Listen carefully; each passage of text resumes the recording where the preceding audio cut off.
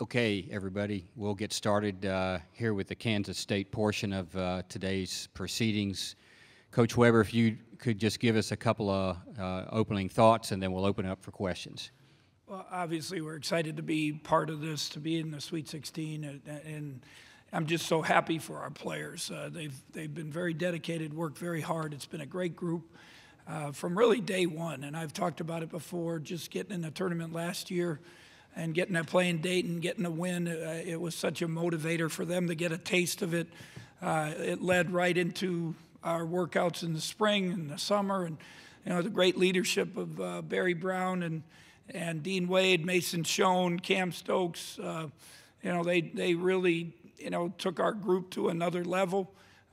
We've really persevered. If you look at all the things that have happened to us, the injuries, and it seems like next man up has been definitely something that's they've kind of bought into, and and it's I'm just proud of them and happy to be part of it. Obviously, we have a challenge. I think Kentucky, Coach Cal does a better job defensively than people give them credit for. Obviously, their length causes you problems, and we're catching them at when they're hot. I think 9 out of 10 won the SEC tournament. They got good players. They got size. We just got to hope we got to come out, fight them, grind it out, and see if we got somebody that can step up and make some shots. We'll open up for questions. Let's go right here. Just a reminder to please identify yourself before you ask a question. Thank you. Tim Fitzgerald, GoPowerCat.com. Coach, there's been some reseeding, so to speak, media reseeding the 16 teams, and you guys have been parked at or near the bottom in every one I've seen. Do your guys pay any attention to that? Is that a motivator or just something you tune out? I don't know if they saw it, but we made sure they saw it. And, we put it up on the board. Obviously, the game was ugly the other day, but I don't think people appreciate what UMBC did to Virginia. You're talking the best team in the country for most of the year, and that team was tough to play. And how our guys played to exhaustion, how their guys played to exhaustion. Obviously, it wasn't the prettiest game, and I'm sure that's how people would rate you off of that thing. But I'm proud of our guys and what they've done and how they fought. You can also look at the defensive numbers. We're last in the ratings, but we're number one in the defensive rating. Defensive efficiency, points per game, I believe. So that always gives you a chance, and they bought into that. Done what the coaches have asked, and that's why we've had a successful season, and that's why we're here. Third row on the right. Yeah, Coach. Matt Hall, K-StateOnline. I should get it out of the way. Any change in Dean Wade's status since last time we talked? Well, if you saw, you were out there. It got a little bit. We loaded it. We got him, moving a little bit. He did some 5-on-0, a little bit of live stuff today. Just see how he feels. And every day they've increased it.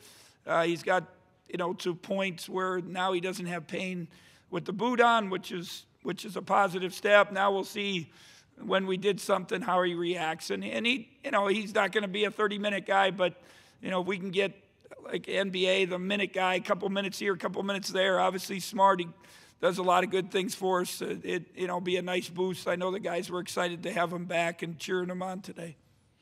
Second row on the left. David Haas, Chicago Tribune. Bruce, this is the third team you've taken to the Sweet 16, 3 different programs, 3 different teams. What has been the same about your approach in each of those situations? Well, and then I've also been part of, when I assisted at Purdue, we did it several times. So you have that experience. I think the big thing is that when we at SIU, we weren't ready for it. I mean, it surprised us. I didn't even know who we were playing, what bracket we were in, whatever. I was just happy to be there, and we found the way to beat Georgia and Chicago. And that if you remember back, that was UConn, Kentucky, Maryland, and us, and Maryland ended up winning that thing. And our guys ran out there. Several of them were at our game last week, and they brought it out. We ran out there, and they looked at the banners, and we don't belong, coach. But I think since then I've learned hey, this is not about just getting there. It's about moving forward and making sure they understand it. That was our emphasis yesterday. Can't stop here. You got to keep moving forward. You got a chance. Obviously, there's been so much chaos in this year's tournament, and you say hey, Kentucky's favored. Yeah, fine. So was Virginia. So was Michigan State. So was all the other teams. And they all are not playing, and we're playing. So, I think we got to have a good mindset. And I guess more than anything, that's what I've changed. My first team at Illinois, I talked about getting to the Sweet 16. I didn't talk about getting to the Final Four, and I thought I capped them. And then, that summer then, I said, we're going to the Final Four. We gave out T-shirts, and that's what happened. So, I guess if different is just kind of saying not just get there, let's get, further and further and keep making that next step. I think we have two in the back over here. Hey, Coach, Mark Tracy from the New York Times. I noticed Sunday's game, New York Times, especially in the second half when your guys were on defense in the opposite end of the court, you were definitely, yelling at them and trying to, not yelling at them, but, yelling to things to them and, moving closer to that midcourt line. And I wanted to ask you, the coach's box was expanded this year. For me. for everyone. No, for me, I think. Well, I mean, have you noticed a real difference in your ability to operate as you want? And, everyone gets carried away. I think if you watch games, a lot of guys go a step out or so. The refs continuing. My thing is, we don't. If you yell at the refs, you should get a technical. If you're coaching your kids, I don't understand. There is no effect on it. I've applied to be on the rules committee several times. They've turned me down. But I don't understand that. If we're bothering them, give them a technical. If we're coaching our guys, that's what we're paid to do. And so obviously it was a grind out game, emotional game, exhaustion game. I was just trying to encourage them and keeping them going. And I don't know what was it, 9 straight times we didn't score, but we kept the lead. So we had 10 straight stops, and you just encourage them, keeping them. But I have had officials tell me that it was expanded for me, so that's why I'm joking about it. So, one more on the right or toward the center. Hi, Coach. Coy Wire, CNN. With the work that you and your family have done for Coaches versus Cancer and other philanthropic endeavors, you have been like a hero to many. But, Coach, who is your hero? Oh, I think my hero had to be my dad and mom, my parents. My dad came over on a boat from Austria, and my grandparents, you just think about what they did and the sacrifice they made to give us a chance. My dad and mom said we all 5 of the kids were going to be teachers and coaches, and we all were. We were afraid of my dad if we didn't do it, and he just said there was no better life than to help others, and how better way you can do it, and teach and coach. And at that time, he said, you get your summers off. Well, obviously in coaching now, even high school coaches, they don't have the summers off. So, so that my parents are definitely my heroes. And I just watched my mom sacrifice for so many people and help so many people. And I always told myself, if I ever get to a position where I can help others, that was going to be my whatever commitment to be there to help, whether it's Coaches versus Cancer or whatever it might be, and my wife, my family. And I think it's great for my kids to see that, and that, we're so blessed and have so much given to us that, when we give, and I talk to our players all the time, the more you give, the more you receive. And I really believe that, and that's how I try to live my life. We have 2 on the left side over here.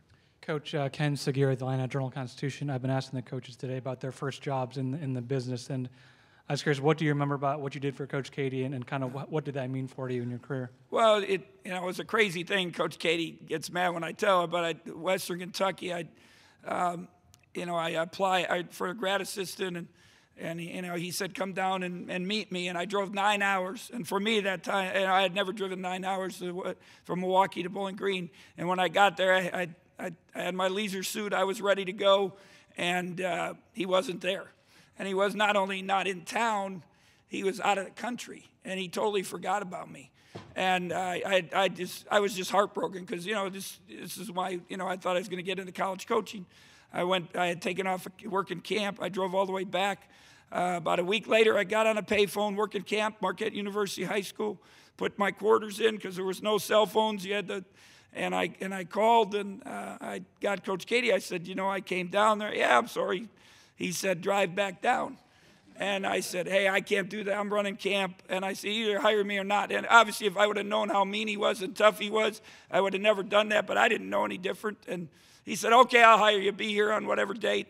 And he had never met me. And I was with him 19 years. He gave me a chance in the business. And when you talk about heroes, obviously for a coach to what he did for me and what he's done for so many, it's amazing. But, that was the start. And the next year he went to Purdue, and he said, you want to go to Purdue? And, okay, come on up. And it was just, and then we were at Purdue for that long time. And, so he got me into the business. But it's, we first NCAA tournament, Western Kentucky, we hosted. And it was Kentucky with Kyle Macy. It was Isaiah Thomas, Indiana. They were all in Bowling Green, Kentucky. Toledo was there. They had great players, Harvey Nichols, Dick Miller.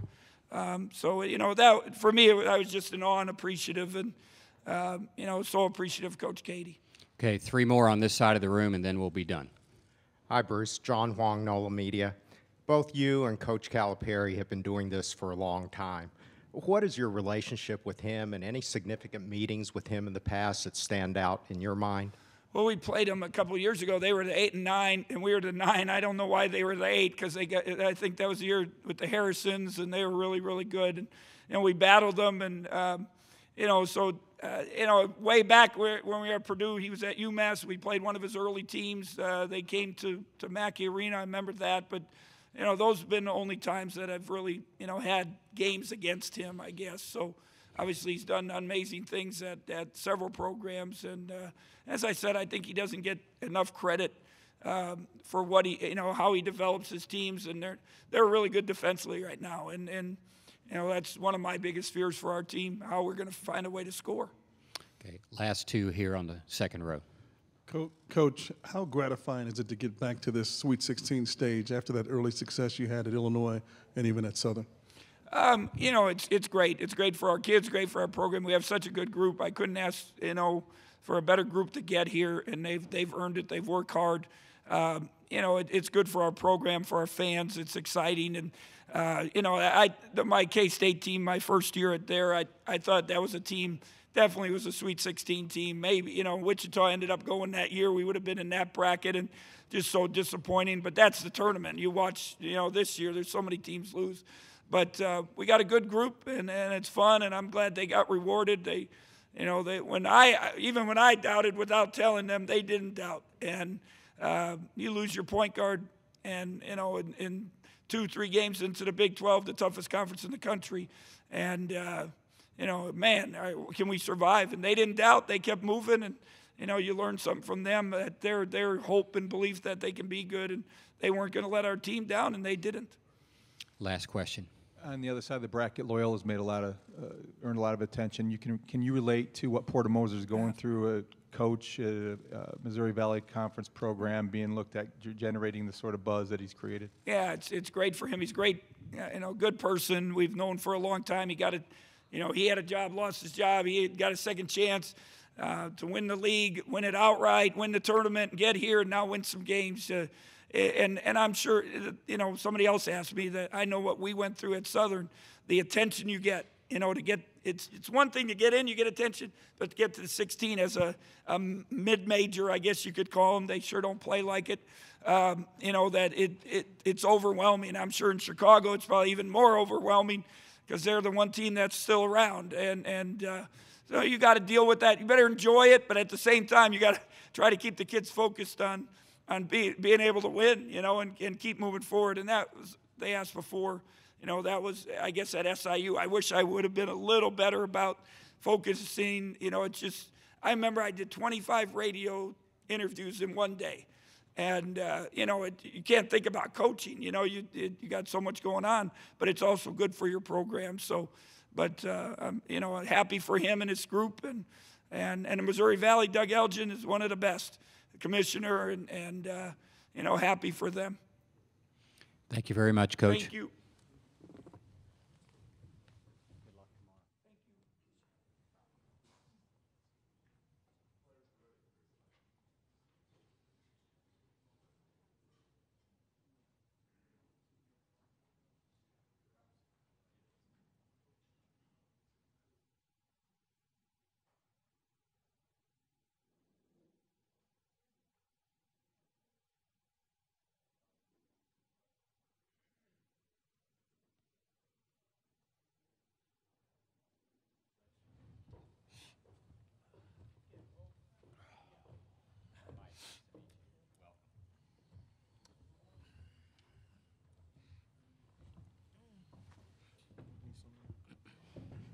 Okay, we'll continue with the student athletes. Please make sure when you ask a question to, as much as possible, direct it to a single individual and let us know who that is.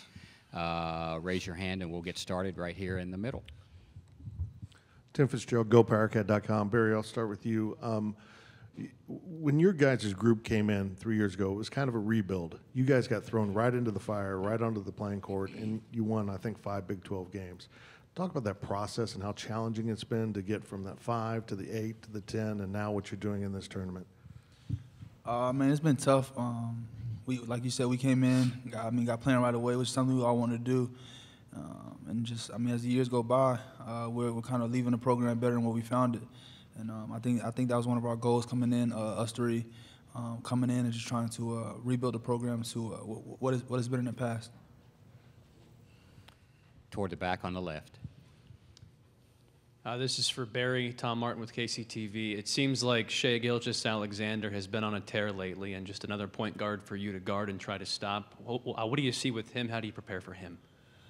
Just watch a lot of tape and just kind of see where he wants to pick his spot, see how he handles pressure, and I've been watching him a lot, so I kind of know what he likes to do and where he wants to be on offense, and just trying to attack him on defense as well. Raise your hand so we can get a microphone to you. Who has a question? One more. I guess when you're doing that film study, because you said that about Jairus as well, what are you looking for the most, and what do you wind up using and translating on the floor the most, and you think?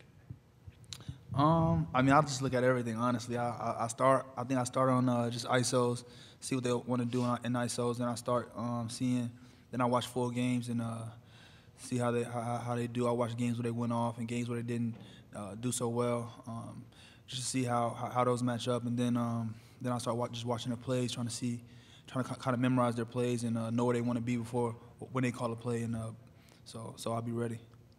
Further back on the left. Barry, I know you spend all kinds of hours in the gym, but now kind of going off the talk of you researching everybody on video, how much time would you say you spend doing that as well? I don't know. I don't know, but I spend enough time between the coaches and myself, and plus the film work we have as a team. Honestly, I couldn't really tell you, but I think it's paying off. 2 on the right side here. Tucker Toolburn, Tiger Media Group. Come out knowing how Kentucky has been and knowing how Coach Calipari has been and just the history of that program. How have you guys been preparing for that as a team?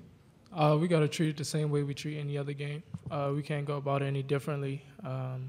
Like Barry said, we've been watching film, looking at things they like to do and how they pick their spots, and we just got to make adjustments to that and be really locked in during that game. One more on the right. Yeah, Matt Hall, KStateOnline. X, this is for you. You guys have kind of bounced back in the tournament from underdog to favorite to underdog.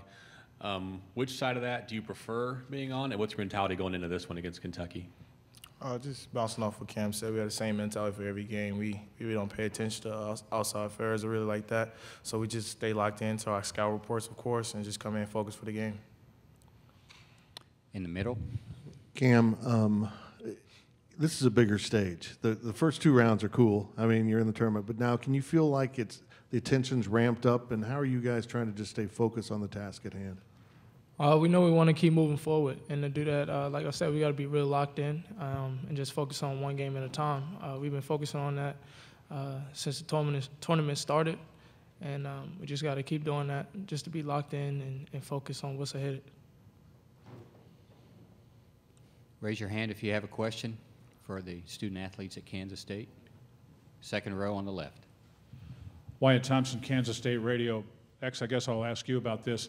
So many have talked about what Kentucky has done in the 5-game winning streak and 9 of 10, much better defense. How much of that have you been able to see on tape and kind of give us a sense of what they're doing well defensively right now?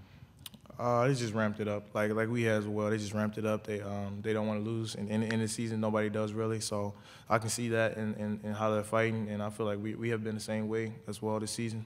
So I feel like we come out and just be tougher than them in this game, and I feel like we have a great chance. Come out for you, if you don't mind, just their length. What are the concerns I'll have you speak for the whole team here, I guess. What are your concerns about just their length and athleticism? We just gotta move the ball. You know, it's definitely gonna be opportunities for us to get open, just because of the way they play, they like going for steals and blocks and everything. So we gotta pick our spots wisely and make the right play. Let's go back to the middle of the room here. Barry, when guys like you are playing such tough defense, you're so focused on it. You appeared to me at the end of the last game to be as tired as I've seen you. How mentally and physically exhausting is it to go that hard as a team on defense and then convert to offense? I mean, it's tough, but I mean, I've been preparing for this all year, my whole life, and so I mean, it's nothing I'm not ready for. I pride myself on defense and also playing offense as well. So I mean, I think I've been doing a good job of that this whole season, and I mean, it's something that I told my coaches I wanted to do, and I mean, it's something I have to do. Fifth row here on the left. For Cam, how would you characterize how you guys have managed to survive without Dean? And if he can play, what does that immediately bring you guys?